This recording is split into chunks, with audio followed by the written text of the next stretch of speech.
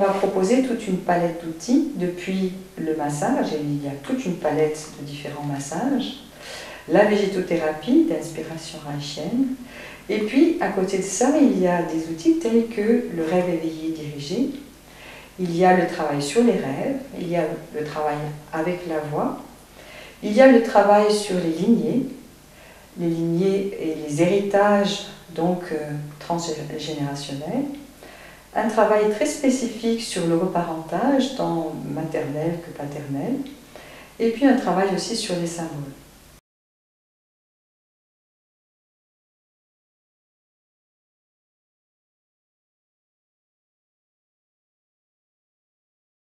L'attitude principale de la végétothérapie, laisse-toi sentir ce que le corps veut dire ou faire.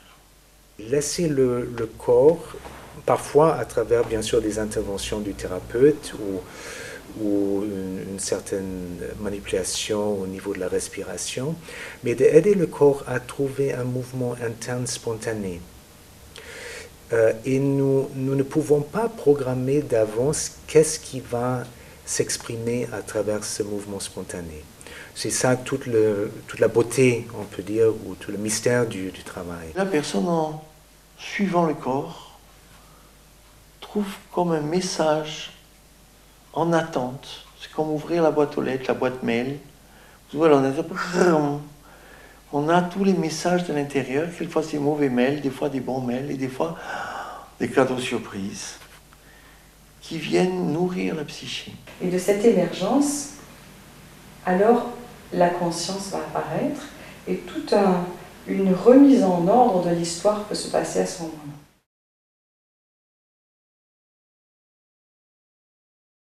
Gerda Boysen décrivait ces massages comme une véritable psychothérapie par le corps, qui procède d'un nettoyage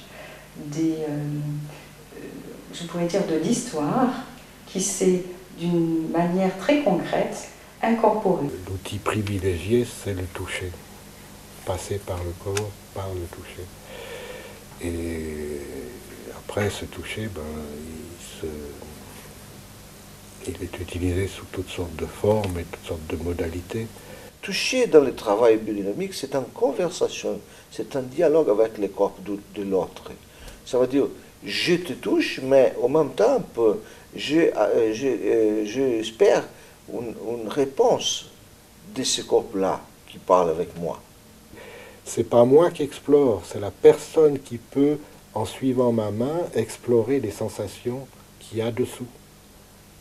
Et le thérapeute va rechercher, dialoguer avec le corps pour refaire circuler l'énergie. Ce ne sont pas des massages bien-être, ça peut être des massages de bien-être, mais ça peut être aussi des massages pour arrêter d'être dispersé, de recentrage, pour sortir du délire, on va travailler sur les os. Ça peut être des massages d'affirmation, de fortification du moi, des massages pour rééquilibrer l'énergie entre le haut et le bas, des massages pour habiter les jambes, des massages pour libérer le cœur en ouvrant les bras, pour décharger la tension en ouvrant les sorties. Ce sont des massages psychothérapeutiques.